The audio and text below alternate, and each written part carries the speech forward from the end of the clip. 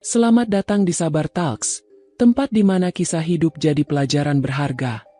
Kalau kamu suka cerita yang menyentuh hati, klik subscribe sekarang juga ya. Jangan lupa like videonya, dan tulis di komentar kamu nonton dari mana. Siapa tahu, ada teman satu kota di sini. Dan sekarang, mari kita mulai kisah hari ini. Pagi itu seharusnya menjadi hari paling bersejarah bagi keluargaku. Rumah besar kami dipenuhi bunga segar, suara musik gamelan mengalun pelan, dan puluhan orang berlalu lalang menyiapkan segala detail pernikahan. Hari ini kakakku, Rani, akan menikah dengan Aditya, pria dari keluarga terpandang yang telah lama dijodohkan dengannya. Semua mata tertuju pada kami, keluarga calon pengantin perempuan, karena ini bukan sekadar pernikahan, tetapi sebuah perayaan besar yang menyatukan dua nama besar. Aku duduk di kamar sambil memperhatikan suasana hiruk-pikuk di luar jendela. Perasaanku bercampur antara senang dan gugup. Walau ini bukan pernikahanku, aku tahu betul betapa Rani sudah lama menunggu hari ini, meski kadang aku melihat tatapan kosong di matanya setiap kali membicarakan pernikahan ini. "Maya, jangan terlalu banyak berpikir," katanya suatu malam ketika aku menanyakan apakah ia benar-benar siap. "Semua ini sudah takdir," ujarnya sambil memaksakan senyum. Namun entah mengapa, sejak itu aku merasa ada sesuatu yang ia sembunyikan dariku. Jam menunjukkan pukul 8 pagi ketika Mama masuk ke kamarku dengan wajah panik. "Maya, kamu lihat Rani?" tanyanya cepat. Aku menggeleng. "Dia tadi di kamarnya, kan?" Mama tidak menjawab, hanya menarik tanganku menuju kamar Rani. Pintu kamar terbuka lebar. Gaun pengantin putihnya tergantung di depan cermin, tetapi kakakku tak ada di sana. Meja rias berantakan, telepon genggamnya tertinggal di sudut meja. Aku mulai merasakan sesuatu yang buruk. Mama berteriak memanggil namanya, membuat beberapa kerabat datang berlarian. Tak ada yang tahu di mana Rani. Panik menjalar ke seluruh rumah. Ayah yang sejak pagi terlihat sibuk menyambut tamu kini pucat pasi ketika mendengar kabar itu. Bagaimana mungkin dia menghilang di hari seperti ini? Suaranya bergetar menahan emosi. Waktu berjalan cepat. Pukul 10, keluarga Aditya sudah datang, menunggu di ruang tamu besar dengan wajah penuh tanya. Para tamu undangan berdatangan, musik gamelan terus diputar untuk menutupi kepanikan yang terjadi di balik layar. Mama menangis di sudut ruangan, sementara ayah terus mondar-mandir sambil menelpon entah siapa. Aku hanya berdiri kaku, tak tahu harus melakukan apa. Lalu ayah menghampiriku. Wajahnya penuh tekanan. Matanya merah menahan amarah sekaligus ketakutan. "Maya," suaranya berat, "kamu satu-satunya yang bisa menyelamatkan ini." Aku menatapnya bingung. "Apa maksud ayah?" tanyaku dengan suara bergetar. Ia menggenggam tanganku erat. "Kamu harus menggantikan Rani di pelaminan." Dunia seolah berhenti. Kata-katanya menghantamku lebih keras daripada apapun yang pernah kudengar. "Ayah bercanda?" Suaraku tercekat. Namun tatapan matanya membuatku sadar. Ia benar-benar serius. "Kita tidak punya pilihan," lanjutnya. "Kalau tamu tahu Rani menghilang, ini akan jadi aib besar. Keluarga Aditya bisa membatalkan pernikahan. Reputasi kita hancur. Kamu mirip dengannya.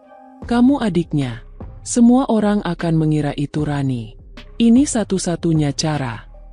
Aku mundur beberapa langkah, menolak mendengar lebih lanjut. "Ayah, ini gila. Aku tidak bisa menggantikan Rani.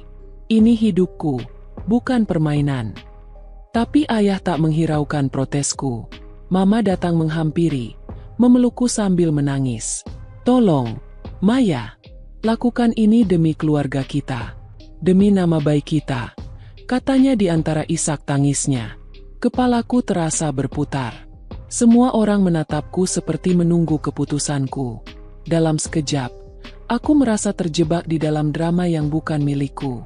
Aku hanya ingin lari, tapi kakiku tak mampu bergerak. Tiba-tiba, salah satu tante mendekat dengan gaun pengantin di tangannya. "Ayo, Maya, waktunya sudah mepet. Kita harus segera memulai." Suaranya tegas, tak memberi ruang untuk penolakan. Aku dibawa masuk ke ruang rias. Duduk di depan cermin besar yang dikelilingi lampu terang. Make up artis yang tadi menyiapkan Rani kini mulai merias wajahku. Mereka bekerja cepat, menghapus identitasku sedikit demi sedikit, membuatku menjadi Rani. Aku menatap pantulan diriku di cermin. Gaun putih itu kini membungkus tubuhku. Wajahku berlapis riasan yang membuatku semakin mirip kakakku. Namun hatiku berteriak, "Apa yang sedang kulakukan?" Bisikku lirih. Tapi tak ada yang menjawab. Semua sibuk memastikan aku siap menjadi pengantin pengganti. Di luar, musik gamelan berubah menjadi alunan yang lebih cepat. Itu tanda acara akan segera dimulai. Nafasku memburu, keringat dingin mengalir di pelipisku. Aku bisa mendengar suara MC mengumumkan prosesi akad nikah. Seorang panitia mendekat. "Ayo, waktunya berjalan." Tangannya menggandengku keluar dari ruang rias menuju aula utama. Di ujung ruangan, kulihat Aditya berdiri tegap dengan pakaian pengantin tradisionalnya. Tatapan matanya menusukku, membuatku semakin gugup.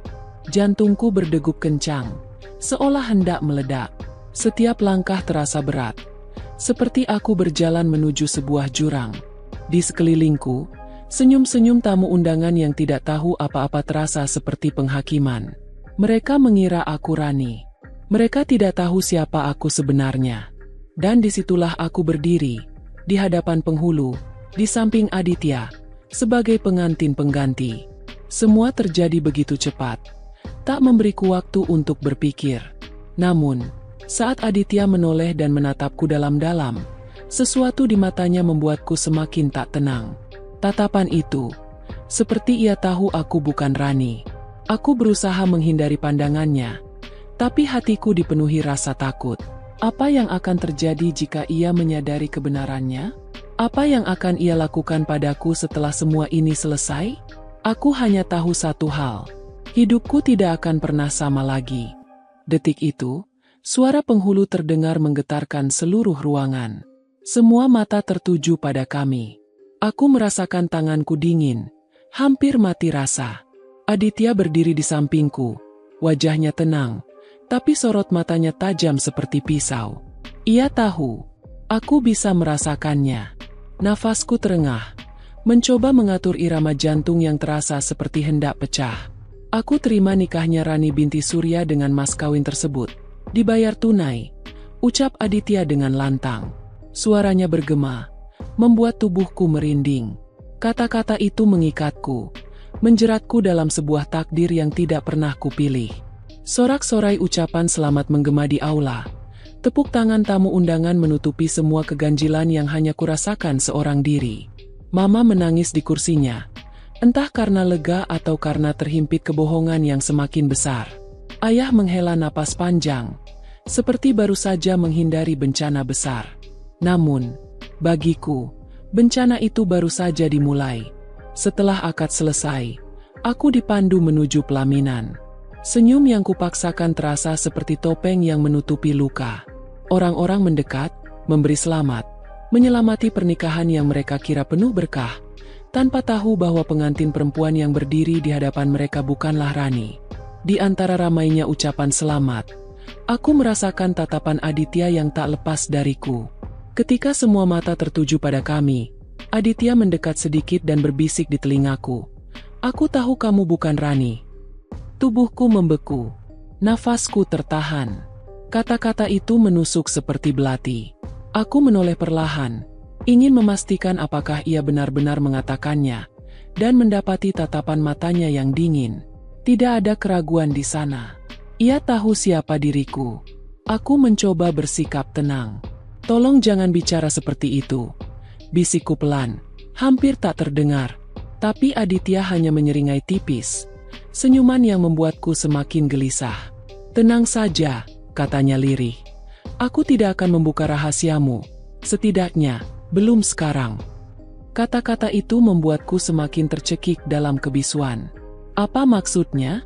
Mengapa ia seolah sudah tahu semua sejak awal? Acara terus berlanjut. Foto demi foto diambil. Senyum dipaksakan berkali-kali. Semua seperti pertunjukan besar yang harus ku selesaikan.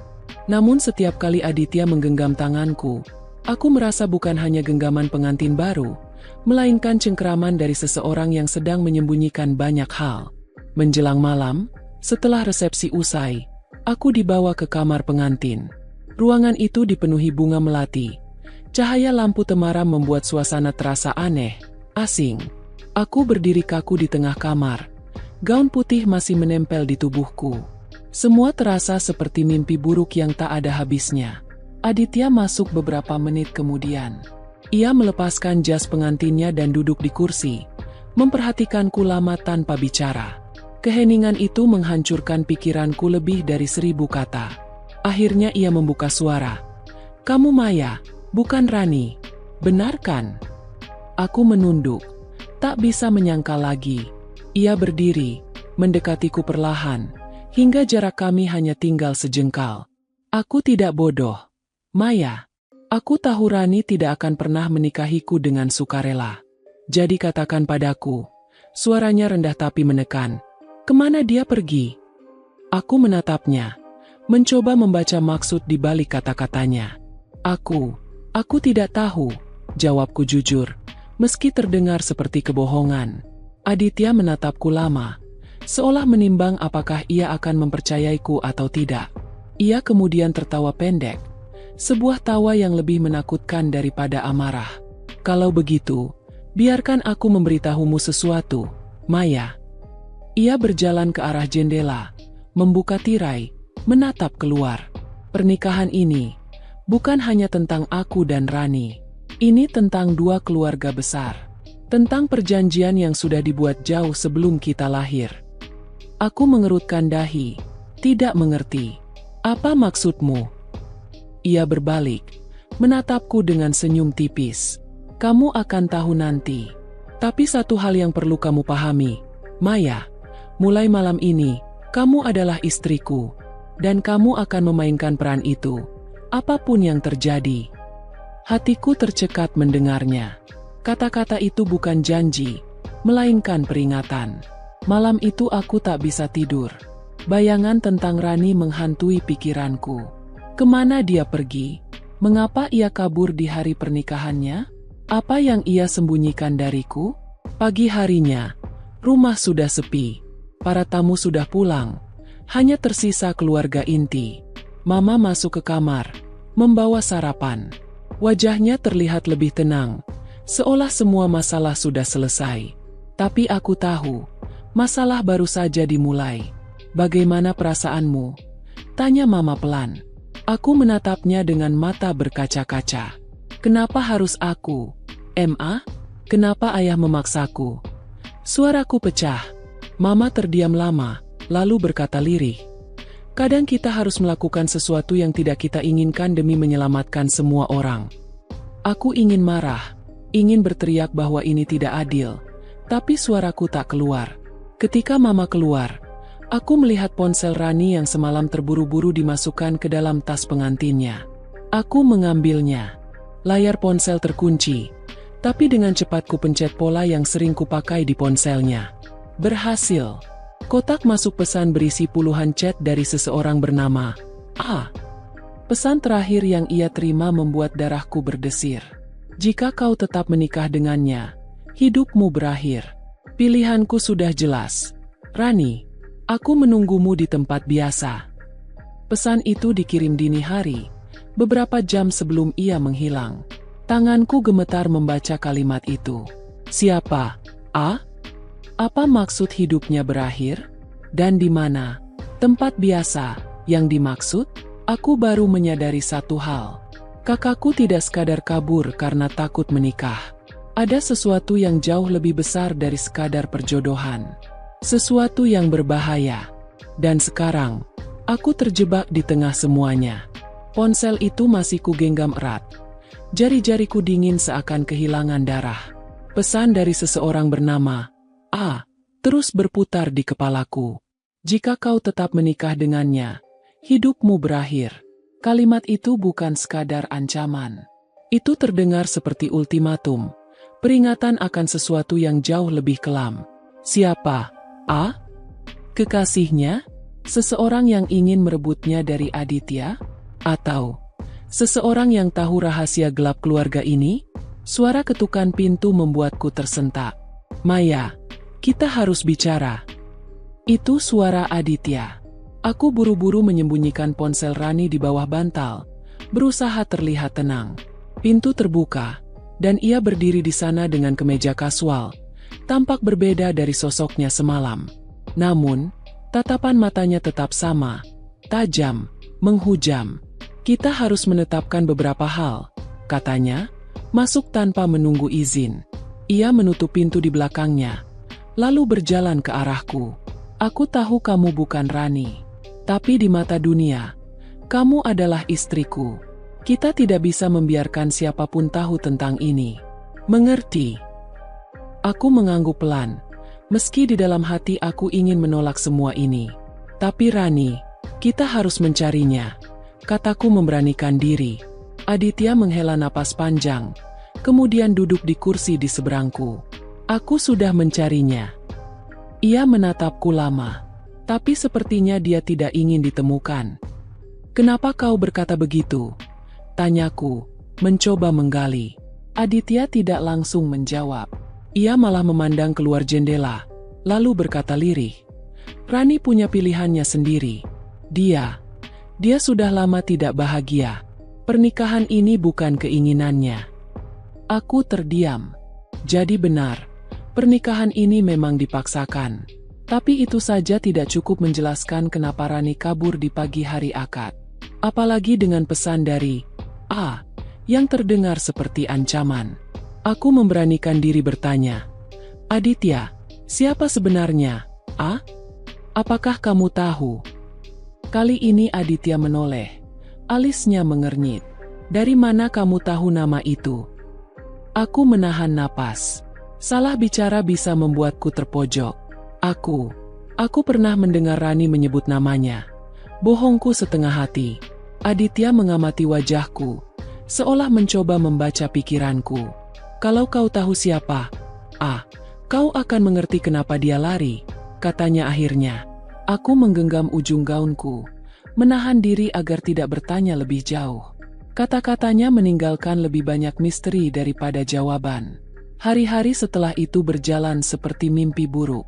Aku menjalani peran sebagai Rani, istri Aditya yang sah. Kami sarapan bersama di meja besar, berbincang basa-basi di depan keluarga, dan bahkan tampil mesra ketika ada tamu datang. Tapi di balik itu semua, ada jurang tak kasat mata yang memisahkan kami. Aditya tahu siapa aku. Aku tahu dia menyembunyikan banyak hal, dan kami sama-sama menutupinya demi menjaga wajah di depan dunia. Namun, malam itu segalanya berubah. Sekitar pukul 11 malam, aku terbangun karena mendengar suara Aditya di telepon. Suaranya rendah, seperti tidak ingin didengar orang lain. Aku mendekati pintu kamar dan menempelkan telinga. Ya, aku sudah menikahinya. Tidak, Rani tidak ada di sini. Jangan ganggu aku lagi. Ini sudah cukup berantakan. Aku menahan napas. Siapa yang dia telepon? Dan kenapa ia terdengar begitu tertekan? Aditya menutup telepon dan berjalan keluar kamar. Mungkin menuju ruang kerja di lantai bawah. Begitu ia pergi, aku mengambil ponsel Rani dari bawah bantal. Aku harus tahu siapa. Ku cari di daftar pesan dan menemukan percakapan mereka. Rani sering bertemu, di sebuah kafe di pinggiran kota. Dalam salah satu pesan, menulis, kalau kau berani, tinggalkan semuanya. Kita pergi jauh dari sini. Hatiku berdegup kencang. Rani kabur. Untuk bersamanya? Namun, pesan-pesan itu juga menunjukkan sisi lain. Tahu banyak hal tentang Aditya dan keluarganya. Hal-hal yang membuat darahku dingin. Dia bukan orang yang kau kira. Rani, pernikahan ini bukan hanya jebakan untukmu, tapi juga untuk keluargamu. Jika kau tetap di sana, kau akan terjebak selamanya. Apa maksudnya? Paginya, aku memutuskan mencari tahu sendiri. Setelah memastikan Aditya keluar untuk bekerja, aku meminta supir keluarga mengantarku ke kafe yang disebutkan di pesan itu. Tempatnya kecil, sederhana, jauh dari pusat kota. Aku duduk di pojok, menatap sekeliling. Siapa? Apakah dia akan muncul? Tak lama kemudian, seorang pria berjaket kulit masuk. Ia terlihat gugup, matanya mencari-cari seseorang. Lalu ia melihatku. Wajahnya langsung berubah pucat. "Maya?" katanya pelan, seolah tak percaya. Aku terkejut. "Kau kenal aku?" Pria itu duduk di hadapanku tanpa diundang. "Kau, adiknya Rani." Aku menelan ludah. "Kau?" Dia mengangguk. "Nama aku Arman. Dan kalau kau ada di sini, berarti Rani benar-benar sudah menikahinya." Kata-katanya membuat tubuhku kaku. "Arman, apa sebenarnya yang terjadi? Kenapa Rani kabur? Dan kenapa kau bilang pernikahan ini jebakan?" Arman menatapku lama, seperti menimbang apakah ia bisa mempercayai diriku. Lalu ia berkata, "Karena keluarga Aditya bukan seperti yang kalian kira. Ada sesuatu yang mereka sembunyikan. Sesuatu yang berbahaya. Rani tahu itu, dan dia memilih lari sebelum semuanya terlambat." Jantungku berdetak cepat. "Apa maksudmu, berbahaya?" Arman menggenggam tanganku erat. "Kau harus keluar dari sana, Maya. Segera. Sebelum kau bernasib sama seperti Rani." Darahku seperti berhenti mengalir. Apa maksudnya? Apa yang sebenarnya ia tahu tentang keluarga Aditya? Aku tak sempat bertanya lebih lanjut. Dari kejauhan, aku melihat seseorang berdiri di depan kafe. Tubuh tinggi dengan kemeja putih. "Aditya." Ia menatapku melalui kaca. Wajahnya datar, tapi matanya penuh amarah. Aku tahu, ia sudah melihatku. Darahku seolah berhenti mengalir.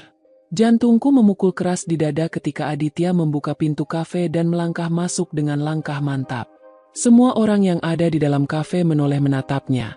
Mungkin karena auranya yang begitu kuat, penuh tekanan. Arman buru-buru melepaskan genggamannya dari tanganku. Wajahnya pucat pasi seperti baru melihat hantu. "Maya." Suara Aditya tenang, tapi dinginnya membuat bulu kuduku meremang. "Apa yang kau lakukan di sini?" Aku tak mampu menjawab. Lidahku terasa kaku.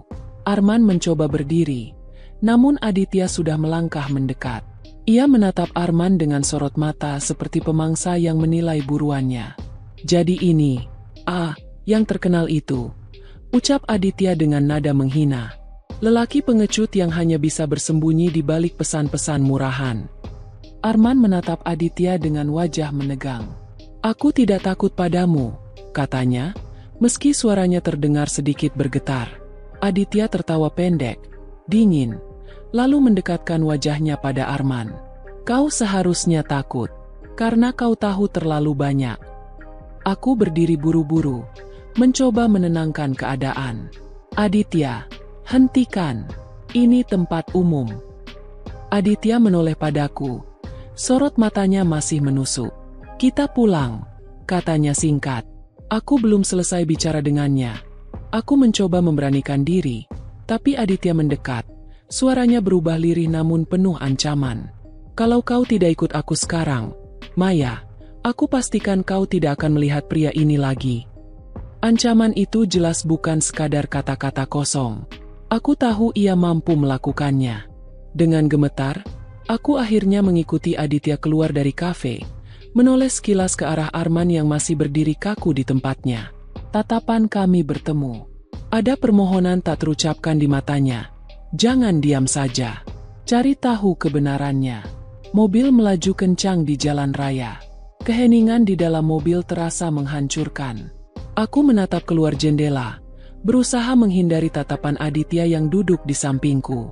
"Kau pikir apa yang kau lakukan, Maya?" Suaranya akhirnya memecah keheningan. "Aku hanya ingin tahu apa yang sebenarnya terjadi," jawabku lirih. Aditya mendengus. Dari orang seperti dia? Orang yang jelas-jelas tidak punya apa-apa selain omong kosong. Aku menggigit bibir, menahan emosi. "Kalau itu omong kosong, kenapa kau begitu marah? Apa karena semua yang dia katakan benar?" Mobil mendadak berhenti di pinggir jalan. Aditya menoleh ke arahku. Matanya berkilat marah. Jaga bicaramu. Kau tidak tahu apa-apa tentangku, tentang Rani, tentang keluarga ini. Aku menatapnya balik, berani untuk pertama kalinya. Kalau begitu, jelaskan padaku, apa yang kau sembunyikan? Apa yang kau maksud dengan perjanjian antara keluarga kita? Aditya terdiam. Rahangnya mengeras, seperti sedang menahan sesuatu yang tak ingin ia ucapkan. Setelah beberapa saat, ia menghela napas panjang dan berkata, "Pernikahan ini bukan soal cinta. Ini tentang bisnis, tentang hutang budi. Ayahmu punya urusan dengan keluargaku, dan Rani hanyalah bagian dari perjanjian itu." Kata-katanya membuat kepalaku berputar. Jadi, aku sekarang pengganti Rani hanya karena urusan bisnis? Aditya menatapku tajam. Lebih dari itu, kamu sekarang bagian dari permainan yang lebih besar dari dirimu sendiri. Malamnya, aku tidak bisa tidur. Kata-kata Aditya terus bergema di kepalaku. Permainan yang lebih besar dari dirimu sendiri. Apa maksudnya? Aku teringat ponsel Rani. Mungkin ada petunjuk lain yang bisa membantuku. Aku membuka galeri dan menemukan sebuah foto yang membuatku tercekat. Rani duduk di sebuah ruangan dengan latar belakang yang sangat familiar. Ruangan itu adalah ruang kerja Aditya. Tapi yang membuatku merinding bukan itu. Di foto itu, ada sebuah map merah di atas meja dengan tulisan besar, "Proyek Senopati." Aku tak tahu apa itu, tapi firasatku mengatakan ini penting. Tiba-tiba, terdengar suara langkah kaki mendekat. Aku buru-buru mematikan ponsel dan berpura-pura tidur. Pintu kamar terbuka. Aditya masuk. Aku bisa merasakan ia berdiri di samping tempat tidur, menatapku lama. "Maya," suaranya pelan, hampir seperti bisikan. "Kau harus belajar cepat kalau ingin bertahan di sini. Jangan pernah mencoba mencari tahu hal-hal yang bukan urusanmu." Aku menahan napas, berpura-pura tetap tertidur. "Karena kalau kau melakukannya," lanjutnya, suaranya semakin dingin, "aku tidak akan bisa melindungimu dari apa yang akan terjadi." Suara langkah kakinya menjauh. Pintu menutup. Aku membuka mata, menatap ke langit-langit. Tubuhku gemetar. Apa sebenarnya yang sedang terjadi di dalam keluarga ini? Keesokan harinya, aku kembali nekat. Aku harus tahu lebih banyak tentang proyek Senopati. Aku menunggu sampai Aditya pergi, lalu menyelinap ke ruang kerjanya. Ruangan itu rapi, setiap barang tertata sempurna. Namun, aku tahu apa yang kucari. Laci meja terkunci, tapi aku menemukan kuncinya di bawah vas bunga di sudut meja. Di dalamnya, ada tumpukan dokumen. Aku membuka satu persatu sampai menemukan map merah itu. Proyek Senopati. Aku membukanya. Isinya membuat tanganku gemetar. Foto-foto lahan yang luas, surat perjanjian, dan daftar nama. Namaku ada di sana. Begitu juga nama Rani. Sebelum aku sempat membaca lebih lanjut, suara pintu terbuka. "Apa yang kau lakukan di sini, Maya?" Aku menoleh. Tubuhku membeku. Aditya berdiri di pintu. Tatapannya membunuh. Aku tanya sekali lagi, "Maya." Suaranya rendah, tapi menggelegar di telingaku. "Apa yang kau lakukan di sini?" Aku berdiri tergesa. Map merah itu masih di tanganku. Aku hanya mencari jawaban. Suaraku bergetar. Tentang semua ini. Tentang Rani. Tentang pernikahan ini. Aditya berjalan mendekat perlahan. Setiap langkahnya seperti suara palu kematian. "Dan kau pikir jawaban itu ada di dalam laci ini?" Aku mengangguk. Tak bisa berbohong lagi. Aku berhak tahu. "Aditya, aku bukan sekadar pion di permainan ini. Kau bilang aku bagian dari perjanjian besar. Aku ingin tahu apa yang sebenarnya terjadi." Ia berhenti tepat di hadapanku. Jarak kami begitu dekat hingga aku bisa merasakan napasnya. Tangannya meraih map itu dari genggamanku dengan paksa. "Kau tidak seharusnya melihat ini," katanya dingin.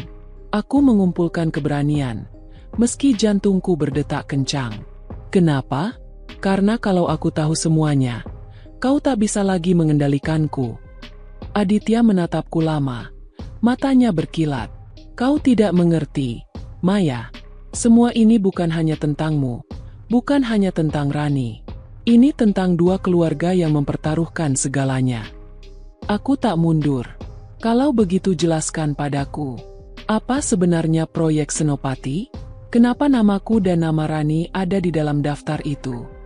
Aditya menghela napas panjang, lalu duduk di kursi kerjanya. Ia membuka map itu, menatap dokumen-dokumen di dalamnya. Ayahmu, dia terjerat hutang besar pada keluarga kami. Hutang yang tidak bisa ia bayar dengan uang. Jadi, ia membayar dengan sesuatu yang lebih berharga. Aku menelan ludah. Dengan kami. Aditya mengangguk pelan. Rani seharusnya menjadi jembatan antara dua keluarga. Perjodohan ini adalah cara untuk menyelamatkan kehormatan dan bisnis ayahmu. Tapi Rani, dia tidak mau terjebak. Dia memilih lari. Hatiku terasa hancur. Jadi semua ini benar. Pernikahan Rani bukan tentang cinta, bukan tentang kebahagiaan. Ini transaksi. Dan aku, hanya pengganti yang dijadikan alat untuk menutup aib keluarga. Dan kau? Tanyaku lirih. Kau setuju dengan semua ini? Aditya menatapku. Kali ini matanya tampak lebih lembut. Aku tidak pernah menginginkanmu ada di sini, Maya. Tapi aku tidak punya pilihan. Sama sepertimu. Aku terdiam. Kata-katanya menamparku. Jadi kami berdua hanyalah korban dari permainan orang-orang di atas kami. Ketukan keras di pintu tiba-tiba memecah keheningan. Seorang pelayan masuk dengan wajah panik. Tuan Aditya, Tuan Surya datang. Ayah, aku segera berlari keluar, menuruni tangga besar.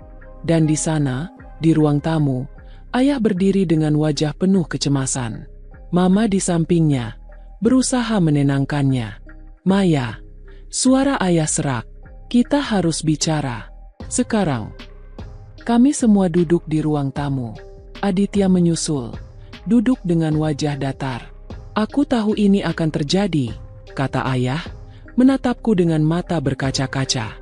Rani, dia meneleponku semalam. Dia bilang kau mulai tahu semuanya. Aku tercekat. Ayah, di mana Rani sekarang? Ayah menunduk. Dia pergi jauh, bersama seseorang yang bisa melindunginya. Arman, potong Aditya. Nadanya penuh sinis. Ayah mengangguk pelan. Ya, Arman. Aku mendekat ke ayah. Kenapa kau membiarkannya lari? Ayah, kenapa kau tidak memberitahuku semua ini dari awal? Ayah menggenggam tanganku erat. Karena aku ingin melindungimu. Maya, kalau kau tahu dari awal, kau akan menolak. Dan itu berarti keluarga kita akan hancur. Aku menarik tanganku. Keluarga kita sudah hancur. Ayah, kita semua hidup dalam kebohongan. Mama menangis pelan. Maya, tolong, jangan bicara begitu.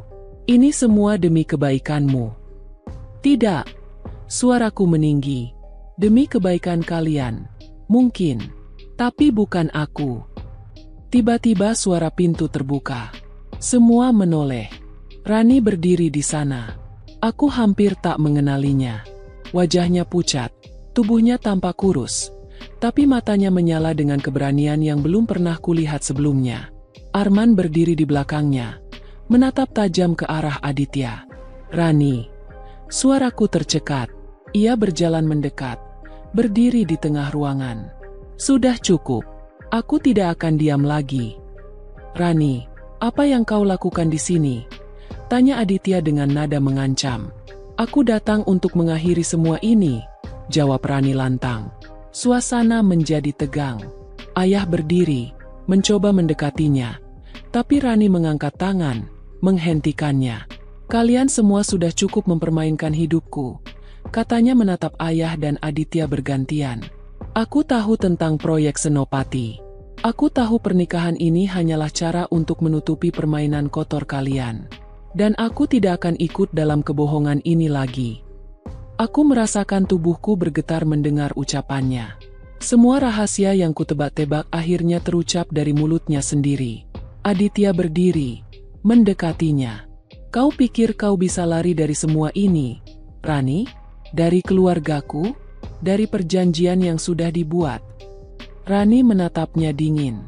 Ya, karena aku tidak takut padamu lagi. Pertengkaran meledak. Ayah berusaha menenangkan situasi. Mama menangis semakin keras. Arman melangkah maju melindungi Rani. Semua kata-kata yang selama ini terpendam akhirnya terucap. Tentang perjanjian kotor, tentang hutang, tentang bagaimana hidupku dan hidup Rani telah dijadikan taruhan. Dan di tengah kekacauan itu, aku menyadari satu hal. Aku bukan lagi Maya yang dulu. Aku bukan gadis penurut yang hanya akan menjalani nasib. Aku berdiri, menatap mereka semua. Kalau kalian ingin terus berperang dengan kebohongan, silakan. Tapi aku tidak akan ikut. Semua terdiam, menatapku. Aku akan menentukan hidupku sendiri, lanjutku. Bukan sebagai pengganti Rani. Bukan sebagai bagian dari permainan kalian. Tapi sebagai diriku sendiri. Air mata menetes di pipiku. Bukan karena takut. Tapi karena untuk pertama kalinya, aku benar-benar merasakan kebebasan. Dan untuk pertama kalinya, aku tahu